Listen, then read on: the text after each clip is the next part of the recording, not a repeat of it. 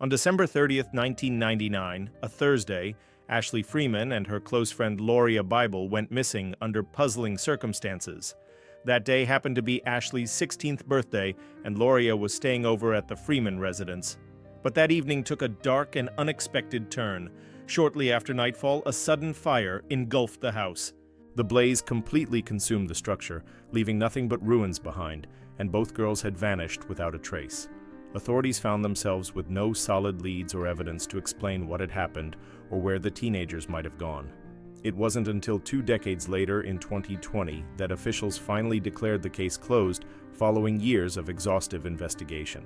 It remains one of the most baffling and unsolved disappearances involving teenagers in the area's history.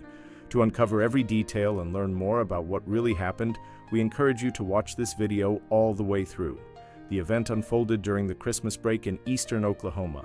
At 16, Loria often spent her free time at the Freeman home, which was located in a quiet suburban neighborhood. A significant occasion was on the horizon, Ashley's birthday, but strangely, she seemed oddly detached about it. This troubled Loria, who made an effort to comfort and cheer her friend up.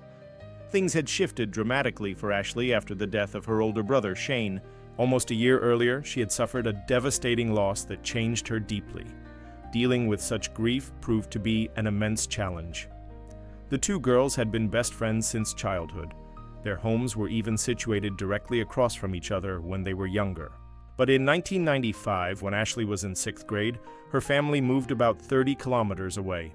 Despite the distance, their friendship remained strong. Loria, being slightly older, already had her driver's license and frequently drove to visit Ashley. Ashley, on the other hand, was looking forward to getting her own license soon. Her 18th birthday was just around the corner, bringing that dream within reach. While working part-time at a local store, Ashley managed to save nearly $4,000. She had plans to enroll in a driving school and take her test the very next day after her birthday. They enjoyed many shared activities, doing each other's makeup, getting manicures, and spending time hanging out at each other's houses. Both girls lived vibrant lives. Ashley was a member of her school's basketball team, while Loria excelled academically, consistently ranking among the top students in her class. She would often talk to her parents about sports events and football games she attended. Meanwhile, Ashley showed interest in traditionally male-dominated hobbies, including hunting. At age 13, she fired her first successful shot with her father by her side, guiding her to make a perfect hit from 100 meters away. December 30th, 1999, Ashley's birthday, had arrived. However, the girl showed no desire to celebrate it. The day was no different from any regular weekday. All morning and afternoon, Ashley spent time with Loria and her mother, Katie. By evening, the girls felt like going out into town. They decided to go shopping. They returned home in the dark, and none of them wanted the evening to end. Therefore, the other girls decided to stay overnight at Ashley's family house in the countryside. Throughout the evening, the adults and Loria watched television. Around 10:30 p.m., Loria's boyfriend, Jeremy Horse, stopped by. He brought some sports-related gifts, chatted briefly, and then left soon after. After that, the birthday celebration began, but instead of joy and fun, it became the beginning of a terrible tragedy for one of the families. Early on the cold morning of December 31st of that same year, the Oklahoma State Department of Fire Protection received an alarming call. A large fire needed to be extinguished urgently. At that moment, 16-year-old Loria Bible was already at work. She worked as a manager at a local restaurant. A few minutes after starting her shift, the phone rang. It was her son calling. His voice trembled with emotion as he delivered terrible news. A powerful fire had occurred at the Freeman family home, completely destroying the building. Then came words that horrified Loria's mother. The police found a body. Without losing a minute, Lorraine and her husband dropped everything and rushed to their neighbor's house. When they arrived at the scene, the fire had already been contained, and the area was cordoned off with police tape. Loria's parents were under severe stress. They understood that one body had been found inside the house but didn't know whose it was. The fear that it might be their daughter tormented them endlessly. However, Craig County Sheriff's deputies were reluctant to share information or answer questions. According to the deputy sheriff, an investigation could only begin once representatives from the Federal Bureau of Investigation arrived. The Bible suspected why law enforcement was delaying. The reason was a long-standing conflict between the Freeman family and local authorities, which had lasted nearly a year. The story began when, about a year and a half earlier, Deputy Troy Macy received a call from the head of the Freeman family. He reported his son Shane missing. A month later, the police found the young man and asked why he had run away. In response, Shane showed his back, covered in blood. Blood seeped through his shirt from such a severe wound that it became clear the boy had suffered abuse at home. His father was considered responsible, but no criminal charges were filed at the time. 4 months after that incident, Shane was spotted driving a stolen car. Deputies David Hayes and Troy Macy responded to the scene. Hayes arrived first, and by the time the second officer arrived, it was too late. Shane lay lifeless on the ground. According to Hayes, the teenager pointed a weapon at him and did not respond to commands. The officer had no choice but to use force. Although the district attorney ruled Hayes' actions as self-defense, the Freeman family disagreed with this decision. They filed an official lawsuit against the sheriff's office, accusing officers of misconduct. That was precisely why the sheriff's department was in no hurry to handle this case. When Steve Natar, an FBI agent assigned to the investigation, arrived at the scene, Loria's parents anxiously awaited the results of the inspection. In one of the bedrooms, the investigator discovered the remains of one body. According to expert conclusions, it belonged to an adult woman. She had been lying on a waterbed which burst during the fire and partially helped extinguish the flames. Unfortunately, it wasn't enough to save her life. Most likely, it was Katie Freeman. Meanwhile, the police continued searching through the ruins of the house, hoping to find other victims. However, by 5:30 p.m. the same day, the Federal Bureau of Investigation officially announced there was no one else inside the building. This news gave Loria's parents a glimmer of hope. Perhaps the girls had managed to escape. However, the FBI was in no rush to organize a full-scale search for the 3 missing people. Even within 20 meters beyond the house remained unchecked. Jay Bible, Loria's father, refused to wait for the authorities to act. He immediately sought help from local game wardens. Together, some on horseback, others on foot, they began combing the surrounding area. However, 2 days of searches across 16 acres yielded no results. No traces, no clues, no signs of movement, nothing. Only afterward did the FBI organize additional efforts, which also ended without success. Late in the evening, Agent Signatura called the Bible family to the sheriff's office and asked numerous questions. The FBI aimed to thoroughly examine the biographies of the missing individuals to consider all possible versions of what had happened. Lorraine mentioned that Ashley might have used illegal substances. This fact raised suspicion with the investigator. Perhaps the tragedy had not been accidental. For the Bibles, their neighbors' personal problems were irrelevant. They had one question in mind: what specific steps were the authorities planning to take in order to find their daughter? On the morning following the fire, Agent Natar reported new details of the investigation. It was revealed that Katie Freeman had suffered a gunshot wound, which ultimately caused her death. Moreover, she had died before the fire even began. In addition, it was determined that the fire had not been accidental. It had been deliberately set. These new pieces of evidence pointed directly at Dan Freeman as the main suspect in the incident. The Bible family also learned from local residents that Dan had been seen in a white pickup truck, together with the missing girls. This information only added to their fear and suspicion.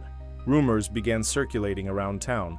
Allegedly, Dan had lost control, kidnapped the girls, and was only willing to return them in exchange for a police officer, Deputy David Hayes. Meanwhile, Lorraine and Jay Bible decided to personally inspect the ruined house in hopes of finding something the authorities might have missed. What they discovered shook them to the core. Unexpectedly, among the ruins, they stumbled upon a second body, one that law enforcement officers had completely overlooked. According to preliminary expert assessment, this was Dan Freeman. Already exhausted by anxiety and grief, Loria's parents now lost all hope entirely. It became clear: a true tragedy had occurred.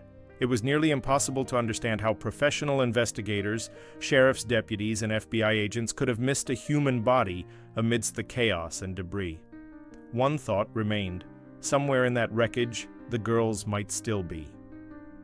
Lorraine immediately called 911 to report the horrifying discovery. Deputy Sheriff Troy Macy arrived at the scene. Upon meeting the Bible family, he expressed frustration but awkwardly apologized and cordoned off the area once again with police tape. This time, however, the Bibles had no intention of simply watching from the sidelines.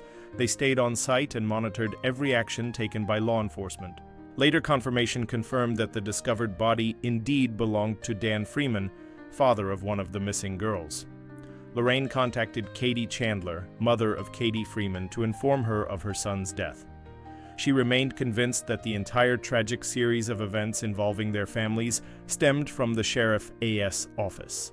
In an attempt to dispel suspicions and end the long-standing feud between the families, Deputy David Hayes took a polygraph test to prove he never intended harm to any member of the Freeman family. The results showed he was telling the truth. Police also conducted additional checks on other sheriff department officers involved in the case. None were found connected to the start of the fire. Continuing to analyze all possible scenarios, Lorraine Bible considered another explanation for what had happened. It was known that the Freeman family had been collecting money for a lawyer in order to file a lawsuit. There had been about a week left before the deadline, but they were short approximately $5,000.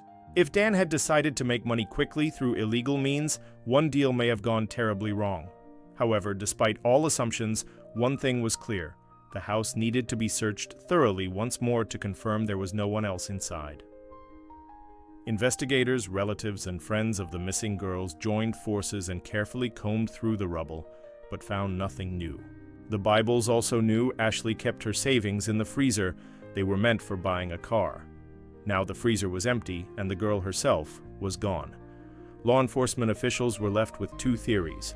Either unknown third parties were involved in the crime, or the girls themselves were somehow implicated.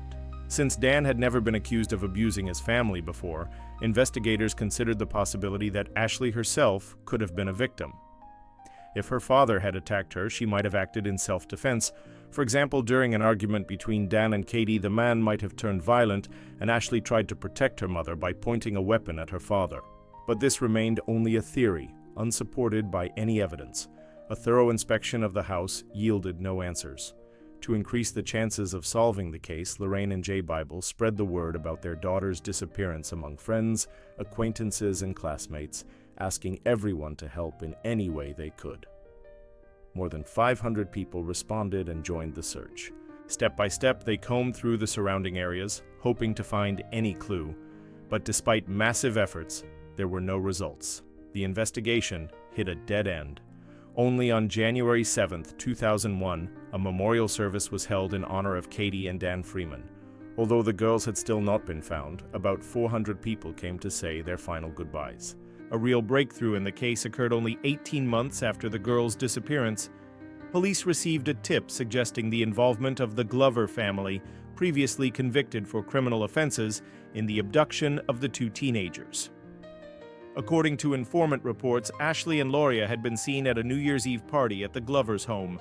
This was supported by testimony from an inmate at the county jail who claimed to have seen video footage of that evening showing both girls. This lead became the only one resembling the truth since their disappearance. Early in the morning, a group of officers arrived at the residence of possible suspects. Loria's parents came with them, hoping to personally participate in inspecting the surrounding area.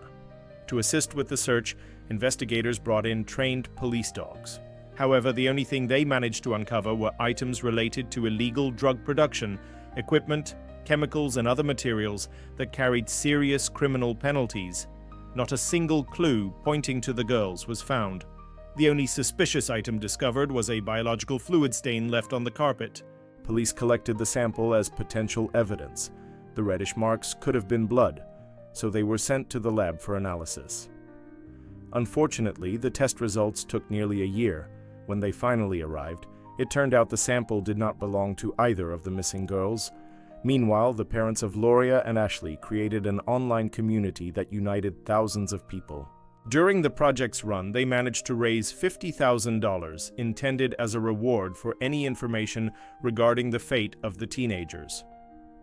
This sparked a new wave of tips, including numerous claims from witnesses who insisted they had seen Ashley and Loria alive, in Mexico, in Florida, and even in other countries. The case gained widespread public attention and became one of the most discussed in the state of Oklahoma. Every new hint or lead was immediately covered by journalists. Loria's mother drove nearly 200,000 kilometers across several U.S. states, desperately searching for answers. Sometime after a series of fruitless searches, law enforcement began rechecking all crimes committed during the same period in the area where the girls disappeared, and it was possibly then that they encountered someone who might have known the truth. Agent Nater and Sheriff Jimmy Satter traveled to Texas to question a death row inmate. After more than 5 hours of conversation, the man finally confessed. He claimed he was involved in the disappearance of the girls. He led the investigators to a river along the border between Oklahoma and Texas, where, according to him, he had left the bodies. On site, a bone was found, but forensic analysis showed it belonged to an animal, not a human. Doubts about the credibility of his statements quickly grew. Later, it became known that this prisoner, previously convicted for fraud, had simply used the situation to draw attention to himself. A full 5 years passed since the tragedy involving the Bible and Freeman families before a truly significant lead finally emerged. In 2005, Agent Natter received a message from the sheriff of Craig County. It concerned a resident of Oklahoma named Jeremy Jones, who preliminary data suggested might be connected to the disappearance of the two teenagers. Jeremy Jones, a 30-year-old man suffering from drug addiction, had already been sentenced to death for murdering a young woman. His record also included an arrest for public intoxication that occurred on December 30th, 1999, just 15 kilometers away from the last known location of Ashley. Agent Nater and Sheriff Satter traveled to Alabama to interrogate the suspect. The process lasted 2 days. On the first day, Jones categorically denied any involvement in the case, but by the second evening, he unexpectedly changed his story completely. According to him, everything began early in the morning of December 30th, 1999. He went to Dan Freeman to collect a large debt. When Freeman failed to meet the terms, Jones killed him, and then his wife Katie as well. After that, he set the house on fire to cover up the crime. But before doing so, he accidentally discovered 2 witnesses inside the house, Ashley and Loria. The criminal gave a detailed description of the route he took to an old mine near the town of Galena. There, he threw one girl down first, then the second. Afterward, he got heavily intoxicated. Around 4 o'clock in the morning, the same day, 40 kilometers from that town, he was arrested for drunk, disorderly conduct. To locate the bodies, all available police forces were mobilized. A 2-day expedition was conducted in the mine, which many hoped would become the final stage of the investigation. For the first time in many years, the Bible family felt a sense of confidence. It seemed the authorities had finally found the right lead. They had manpower, equipment, experienced specialists, and precise directions from the suspect. But as the descent into the mine began, hope started to fade. Before their eyes stretched an endless network of underground tunnels, hundreds of small mines, most of which had long been abandoned. Water constantly circulated at the bottom, so nothing stayed there for long. It was all swept deeper inside. Investigators used underwater cameras to examine the bottom. They discovered a lot of debris, including a bulldozer blade covered in rust, but no signs of human presence were found. Despite Jones's detailed account and the organized efforts of the team, the search ended without results. Later, realizing that no physical evidence had been found, Jones retracted his confession and declared everything a fabrication. Investigators compared the timeline of the girl's disappearance with the prisoner's statements. A question arose. Was Jones actually able to do everything he claimed? He was arrested at 4 in the morning. To retrace the route he described, an agent needed at least an hour. Yet Jones himself claimed he left the Freeman house at 3 a.m., just 60 minutes before being detained. Could he have possibly driven the girls to the mine, disposed of them, returned home, destroyed the evidence, and set the fire, all within such a short time? The answer remained unclear. As Special Agent Natar once explained, one of the most difficult parts of being an investigator is the moment you have to tell grieving parents that there is no longer any hope, that they won to get the chance to say goodbye to their lost children. A memorial for Loria Bible and Ashley Freeman was held on Wednesday, December 30th, 2009, 10 years to the day after they vanished. It served as a solemn reminder of the mystery that had haunted their families and community for a full decade. The case saw renewed public attention in 2018 thanks to an investigative piece published by The Washington Post. The article revealed that authorities had finally named suspects in connection with the girl's disappearance. Multiple witnesses came forward saying that 3 men had openly bragged about committing the crime years after it occurred. Their statements painted a chilling picture of what might have happened. According to People magazine, police arrested 66-year-old Ronald Booth and charged him with 4 counts related to the case. 2 other individuals believed to be involved, Warren Waltz and David Pennington, had already died before the investigation progressed, leaving no opportunity to question or prosecute them directly. It was reported that Pennington and Booth had often spoken openly about their actions and even warned others not to speak out against them. These allegations were backed up by several people who claimed to have heard such confessions firsthand. Investigative files also contained witness accounts suggesting the motive behind the attack was tied to drug-related debts owed by Dan Freeman, Ashley's father. One particularly significant testimony came from a woman who had lived with Warren Waltz for a period of time. She claimed she overheard conversations between Waltz and his associates about the debt and how it led to the tragic events of that night. She testified that the men kidnapped the girls, subjected them to severe violence, and ultimately murdered them. According to her statement, Waltz kept a disturbing collection of photographs showing the victims bound and gagged on a bed. In some images, he was seen standing beside them. This witness reportedly has more information than she was able to share, but those additional details remain outside the official record. Despite this, lead prosecutor Isaac Shields stated that Ronald Booth's defense attorney, Gretchen Mossy, informed investigators that Booth was prepared to reveal the location of the girls' remains as part of a previously agreed plea deal. Under the terms of the agreement, Booth would plead guilty and disclose where the bodies of Loria and Ashley were hidden. In exchange, his sentence would be reduced to 15 years, 10 years in prison, followed by 5 on probation. There was also a crucial clause. If the remains were actually recovered, Booth's sentence would be cut further to just 5 years at a scheduled hearing set for August 31st, 2020. That's all we have for now. Thank you so much for watching this entire video. If this haunting true story touched you, don't forget to hit the like button and subscribe to our channel. See you next time.